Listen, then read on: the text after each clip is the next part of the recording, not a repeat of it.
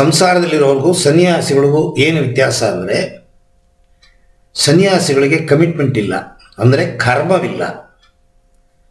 ಕರ್ಮವಿದ್ದರೆ ಯೋಚನೆ ಬರುತ್ತೆ. ಗಂಡನ ಕರ್ಮ, ಮಕ್ಕಳ ಕರ್ಮ, ಕೆಲಸದವ್ರು ಬರ್ತಾರೆ ಅವ್ರ ಕರ್ಮ, ಹಾಲೋನ್ ಬರ್ತಾನೆ ಅವ್ರ ಕರ್ಮ, ತರಕಾರಿ ಮಾರೋರು ಬರ್ತಾರೆ ಅವ್ರ ಕರ್ಮ. ಅಮ್ಮ ಸೊಪ್ಪು ಅವ್ನು ಕೂಗಿದ ತಕ್ಷಣ ನೀವು ಹೋಗ್ಬೇಕು. ಕರ್ಮ. ಬಾಗಲ್ ತಟ್ಟತಾನ, ಸೊಪ್ಪಿಟ್ಟಿದ್ದೀನಿ ಅಂತಾನ, ಹೋಗಲೇಬೇಕು ನೀವು. ಇದೆಲ್ಲ ಕರ್ಮಗಳು. ಈ ಕರ್ಮಗಳನ್ನು ನಾವು ಯಾವಾಗ ಹೊತ್ಕೋತೀವಿ, ಒಂದೊಂದು ದಿವಸ ಒಂದೊಂದು ಥರ ಭಾವನೆ ಬರುತ್ತೆ. ಯಾಕೆಂದರೆ ಲೌಕಿಕ ಜೀವನದಲ್ಲಿ ನಾವು ನಮ್ಮನ್ನು ತೊಡಕೊಂಡಾಗ ನಾವು ಸನ್ಯಾಸಿ ಥರ ಬಾಳಕ್ಕೆ ಸಾಧ್ಯವಿಲ್ಲ. ಸನ್ಯಾಸಿಗಳಿಗೆ ಕೋಪ ಬರುತ್ತೆ.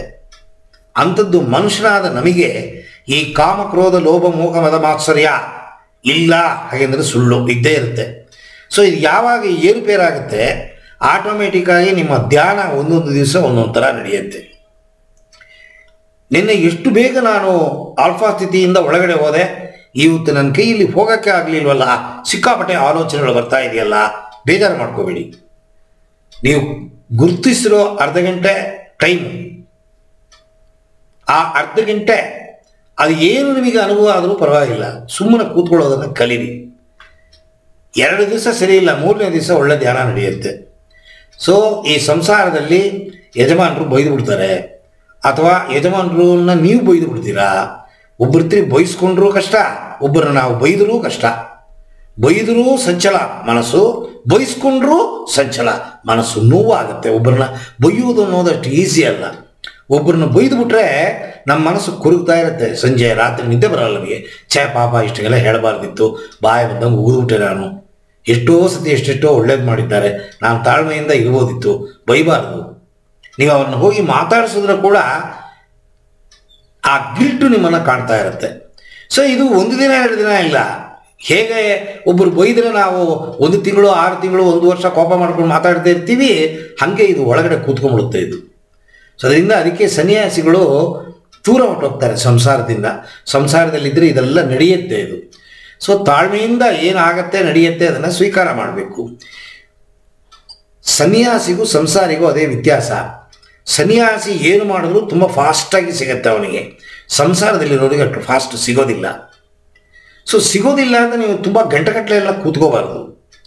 ಕೆಲವರು ಏನು ಮಾಡ್ತಾರೆ, ಅರ್ಧ ಗಂಟೆ ಕೂತು ಏನೂ ಆಗಿಲ್ಲ, ಇನ್ನೂ ಅರ್ಧ ಗಂಟೆ ಕಂಟಿನ್ಯೂ ಮಾಡ್ತೀನಿ, ಮಾಡಬಾರ್ದು.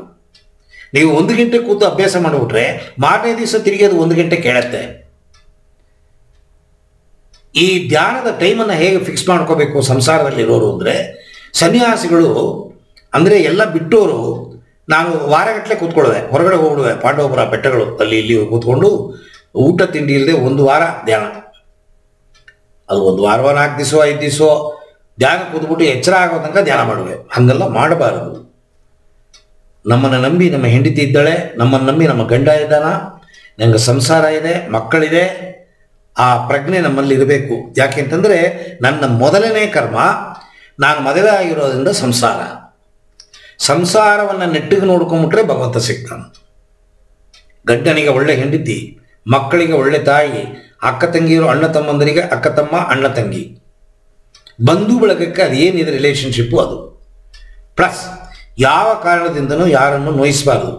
ಇದೇ ರಾಜಯೋಗದಲ್ಲಿ ಯಮ ನಿಯಮ, ಆಸನ, ಪ್ರಾಣಾಯಾಮ, ಪ್ರತ್ಯಾಹಾರ, ಧಾರಣ, ಧ್ಯಾನ ಅಂತ ಬರುತ್ತೆ ಮೆಟ್ಲು.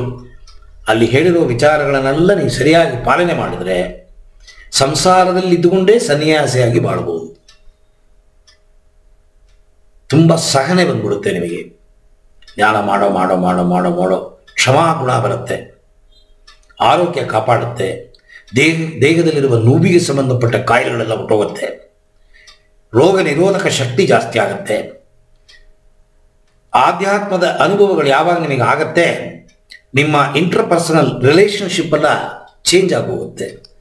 ಚಿಕ್ಕಪ್ಪನ ಕಂಡ್ರೆ ಆಗಲ್ಲ, ಬಾವನ ಕಂಡ್ರೆ ಆಗಲ್ಲ, ಗಂಡನ ತಮ್ಮನ ಕಂಡ್ರೆ ಆಗಲ್ಲ, ಈ ಥರದ್ದು ಆಗಲ್ಲ ಪೀಗಲ್ಲ ಅಂತ ಅನ್ನೋದೆಲ್ಲ ಹೊರಟೋಗುತ್ತೆ. You start loving everybody. First ಕೋಪ ಹೊರಟೋಗುತ್ತೆ.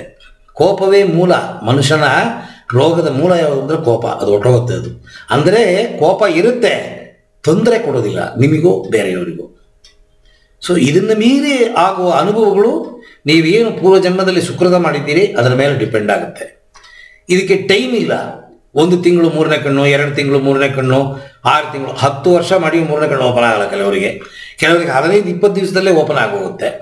ಆದರೆ ನೀವು ಬೇಗ ಬೇಗ ಬೇಗ ಬೇಗ ಆಗಬೇಕು ಅಂತ ಮಾಡೋಕ್ಕೆ ಹೋಗಿ ಹೆಚ್ಚು ಕಮ್ಮಿ ಮಾಡಿ ಸಿಗಾಕೋಬೇಡಿ.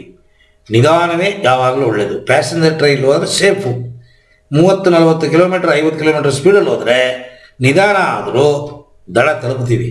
ಅದೇ ನೀವು 110 ಕಿಲೋಮೀಟರ್ ಹೋದರೆ ಬೇಗ ಹೋಗ್ಬೋದು. ಏರು ಬೇರೆ ಆದರೆ ಆಕ್ಸಿಡೆಂಟ್ ಆಗಿ ಪ್ರಾಣ ಹೊರಟೋಗುತ್ತೆ. ಸೇಮ್ ಪ್ರಿನ್ಸಿಪಲ್ನ ಇದಕ್ಕೆ ಅಪ್ಲೈ ಮಾಡ್ಕೋಬೇಕು.